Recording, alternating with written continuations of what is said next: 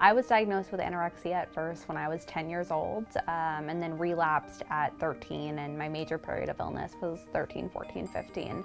I was diagnosed with anorexia when I was 12 years old. What's most shocking to me is I actually went probably a year of not being diagnosed.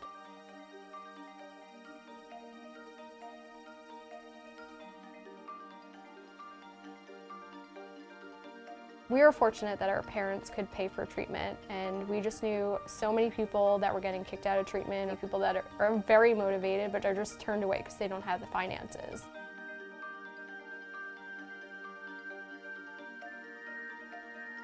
An eating disorder, it takes over your life. It's your job 24/7, and once you recover, like, there's going to be this void. There are a lot of gaps in the system that I think we definitely realize going through it. It's really shocking that eating disorders are the most stigmatized, underfunded, and underrecognized of all mental health conditions. Our #1 criteria is motivation. Why do you want to get better? What are your strengths in recovery? It's a very extensive online application. We're building out peer support programs and mentorship programs within our existing 40 chapters, and really think that this is going to make a huge impact. Eating disorders, they do not discriminate at all. They affect people of all different ages, races, socioeconomic statuses, genders. Males suffer as well. I am in recovery from an identity defined by what my body looked like. I loved rowing in high school. It was my favorite thing. It was my social network. It was my passion. It was outdoors on the water. It was everything. It was awesome, and I would just eat so much food, and it was lovely. I had promised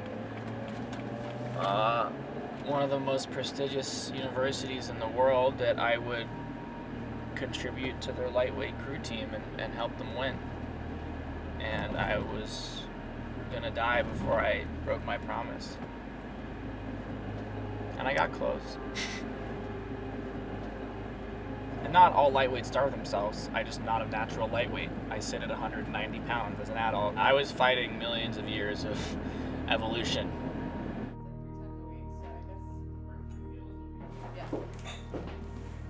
I always overdo my tacos.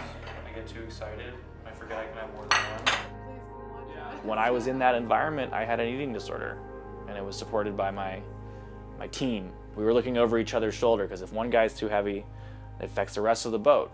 If I couldn't have left that environment, wow, that would be really terrifying.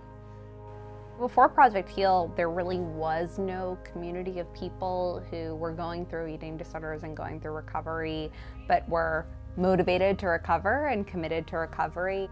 Project HEAL's social media is a mix between inspirational pictures, resources that people can access.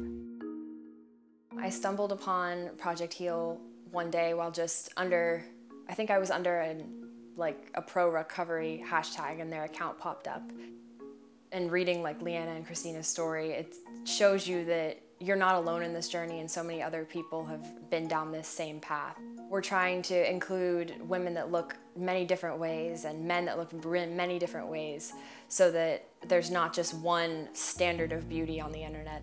And when we have things that are encouraging being super thin or dieting excessively, putting out more positivity under those same hashtags can help reshape the image that we have of what women are supposed to look like or what men are supposed to look like. You cannot tell if somebody has an eating disorder just by looking at them. The large majority of people with eating disorders are not underweight at all, and still so many people believe that, and it really keeps so many people from getting help. Do you guys want a cookie? I made them yesterday. They're special There's a Jewish holiday this weekend, so we had to make these. I think that a huge stigma around eating disorders is that you have to look a certain way, and when someone's body doesn't conform to the stigma, if you're not emaciated and you don't see my spine, then I clearly don't have an eating disorder.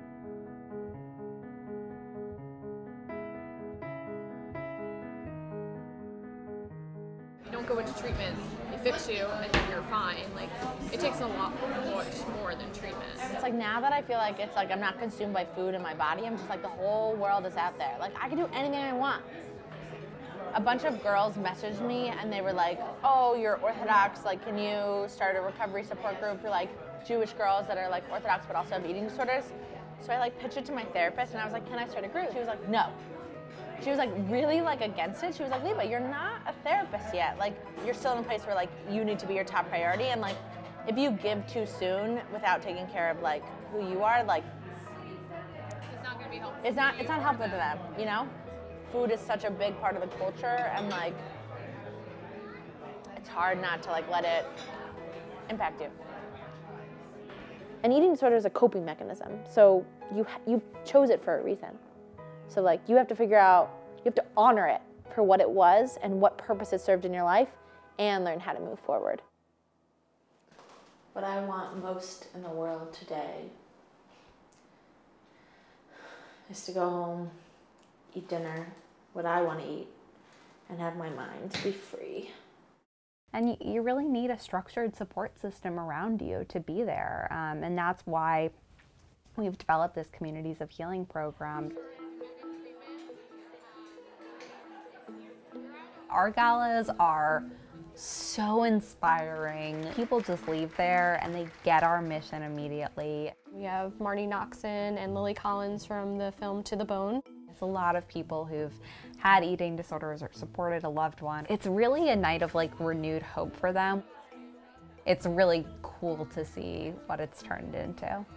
Just almost 3 years ago, I was sitting in a partial hospitalization program to treat my eating disorder, my depression, my PTSD, and my anxiety. Project Heal gave me my life back. I eat breakfast burgers and fries on a bi-weekly basis.